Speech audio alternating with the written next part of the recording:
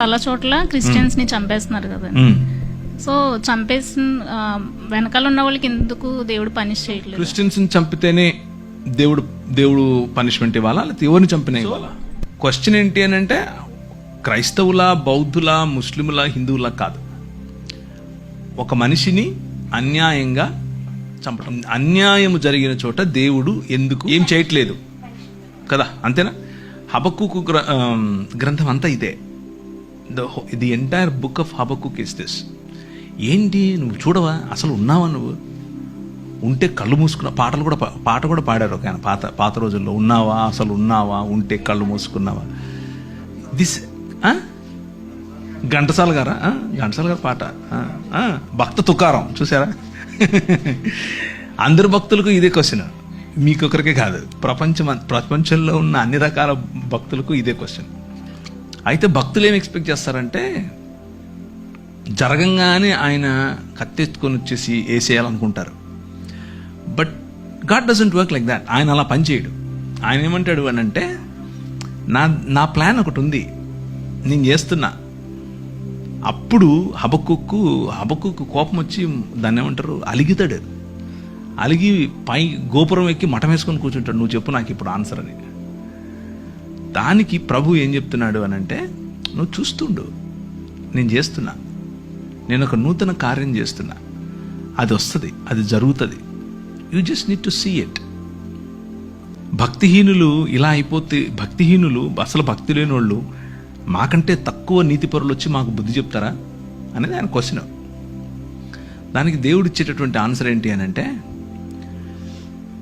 నువ్వు చాలా భక్తిపరుడు అని నువ్వు అనుకుంటున్నావు, ఇశ్రాయేలు, యూదా. కానీ తూరు 2-3 సార్లు 4 సార్లు చేసిన తప్పు ఏదైతే ఉందో అది నీలో కూడా జరిగితే నిన్ను కూడా అలాగే పంపిస్తా. దమిష్కు 3 సార్లు 4 సార్లు చేసిన తప్పు ఏదైతే ఉందో అది నీలో ఉంటే నిన్ను కూడా అదే చేస్తా. హోషేయ గ్రంథం అంతా ఇదే. సో చిరుతపులుల వల్ల ఎగిరేటటువంటి గుర్రాలు కలిగినటువంటి కల్దీయులను లేపి మీ మధ్యకు తీసుకొస్తా. ఆ కల్దీయులు మిమ్మల్ని చెరపట్టుకొని పోతారు. మేము హింసింపబడటం నీకు ఇష్టమా అని అడుగుతాడు ఈయన. ఏంటిది ఇలా చేస్తావా అంటే, అందుకే విను జాగ్రత్తగా, నేను ఒక కొత్త పని చేస్తున్నా, నూతనమైనటువంటి పని. సంవత్సరాలు గడుచుతూ ఉండగా నీ పని నువ్వు చేయి, నన్ను క్షమించు, నాకు ఇప్పుడు అర్థమైంది.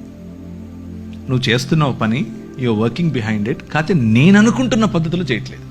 నాకు ఇప్పుడే ఇక్కడే ఇలాగే పైనుంచి ఉరుములు పడాలి, కింద భూమి పగిలిపోవాలి అని నేను ఎక్స్పెక్ట్ చేస్తున్నాను. అలా కాదు. You have a different way. ఆ డిఫరెంట్ వేలో నువ్వు పని చేస్తున్నావు అని గమనించిన తర్వాత హబక్కుకు ఏమంటాడంటే, సాలలో పశువులు లేకపోయినా, అంజూరపు చెట్టు ఫలించకపోయినా యెహోవా యందే నేను ఆనందిస్తాను. నువ్వు ఉన్నావు, నాకు అర్థమైపోయింది, నువ్వు చేస్తున్నావు, నమస్కారం స్వామి, నువ్వే చెయ్యి అని చెప్తున్నాడు. సో ఫైనల్గా వాళ్ళు పనిష్మెంట్కు లేకపోతే తీర్పు అనేది ఆయన చేతిలో ఉంది. Let's put it this way. మనం అనుకున్నట్లుగా కాకపోయినా ఆయన తనదైన శైలిలో, తన పద్ధతిలో సమస్తాన్ని నూతనపరుస్తున్నాడు. కొందరికి ఛాన్స్ ఇచ్చి నూతనపరుస్తాడు, కొందరికి పళ్ళు రాలగొట్టి నూతనపరుస్తాడు. రెండిట్లో ఏది కరెక్ట్ అనేది ఆయనకే వదిలేద్దాం, ఆయన చేస్తాడు. He is doing it. చాలామంది నేను చూశాను, ఏంటి ప్రభా ఇది, మీకు ఎప్పుడు రాలేదు ఇలాంటి క్వశ్చన్స్?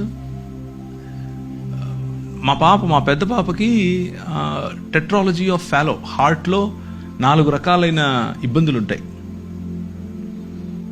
నేను ఒకరోజు కారు తోలుకుంటూ బయటకు వచ్చి గట్టిగా రోడ్డు మీద నిలబడుకొని అరుస్తున్నాను, ఎందుకంటే ఆ ఒత్తిడి తట్టుకోలేక. నేను నీ కోసం నువ్వు చెప్పావని చెప్పి నార్త్ ఇండియాకి వచ్చి ఇక్కడ పరిచయం చేస్తుంటే నా బిడ్డకి ఇలా చేస్తావా నువ్వు? నా క్వశ్చన్ సేమ్ హబక్కుక్ క్వశ్చనే. నా బిడ్డకి ఇలా చేస్తావా, ఆమెను ఇలా చేస్తావా? ఇక్కడే టైప్లో అనమాట, కమండలో నుంచి నీళ్ళు తీసేసి టైప్లో. ప్రభు అన్నాడు, ఏం మాట్లాడలేదు ఆయన, ఏం మాట్లాడలా. ఒక 2 ఏళ్ళు నేను అలిగా ఆయన మీద. వాక్యం చెప్తున్నా, తిరుగుతున్నా, మొత్తం ప్రపంచం అంతా వెళ్తున్నా, కానీ ఆయనతో మాటలు లేవు, అలిగా అనమాట. Then one day God spoke to me and said, చూస్తూ ఉండు నువ్వు, ఆ 2 ఏళ్లలో 1 సంవత్సరం తర్వాత ఒక మంచి డాక్టర్ను పరిచయం చేశాడు. ఆ మంచి డాక్టర్ ఆపరేషన్ చేసి కరెక్ట్ చేశాడు. కరెక్షన్ అయిపోయిన తర్వాత ఆమె she is just like any other normal child, no difference. So మనం అనుకుంటున్నట్లుగా కాకపోయినా ఆయన ఈ ప్రపంచంలో నూతనంగా ఏదో చేస్తున్నాడు. దాన్నే మనం నూతన సృష్టి అంటున్నాం, దాన్నే దేవుని రాజ్యం అంటున్నాం. ఆ దేవుని రాజ్యం వచ్చినప్పుడు, నూతన సృష్టి వచ్చినప్పుడు మనకు స్పష్టత చాలా వస్తుంది. కీర్తనల్లో 1/3 కనీసం ఒక 30% కీర్తనలు అన్నీ ఇవే. ఏంది ఇలా అయిపోతుంది, రాత్రిపూట తలగడంతా తడిసిపోతుంది, అయినా నువ్వు చూడవా, నువ్వు వినవా, నువ్వు కలుగు చేసుకోవా అనేవే కీర్తనలు. So the book of Bible is full of emotion from humans. మనుషుల నుంచి ఇమోషన్ ఎక్కువ ఉంటుంది దేవుని వైపు. దేవునితో కొట్లాడటం, దేవునితో అలగటం, దేవునితో స్ట్రగుల్. ఇది మతం ఏమనుకుంటుందంటే, ఎంత గర్వం రా నీకు, దేవుణ్ణి, ఆయన నాయన, హీస్ అవర్ డాడ్, నాయన, ఆయనకి ఇష్టం. అండ్ ఒకవేళ కూర్చున్న మీలో ఎవరైనా సరే, if you have this question, అని దేవునితో నేను ఇలా చేయొచ్చా? Yes, you can. దేవునితో పెనుగులాడచ్చు, దేవునితో కొట్లాడచ్చు, దేవునితో అలగచ్చు, బొంగమూతి పెట్టచ్చు. He understands it, he comes to you. మీరు అలగటాన్ని, మీరు కోప్పడటాన్ని ఆయన అర్థం చేసుకుని నాకు ఒక పద్ధతి ఉంది, ఆ పద్ధతిలో నేను చేస్తున్నాను అన్న కమ్యూనికేషన్ మనకి ఇస్తాడు. And it is your right, because your మీ హక్కు అది, ఎందుకంటే మీరు ఆయన పిల్లలు, రైట్?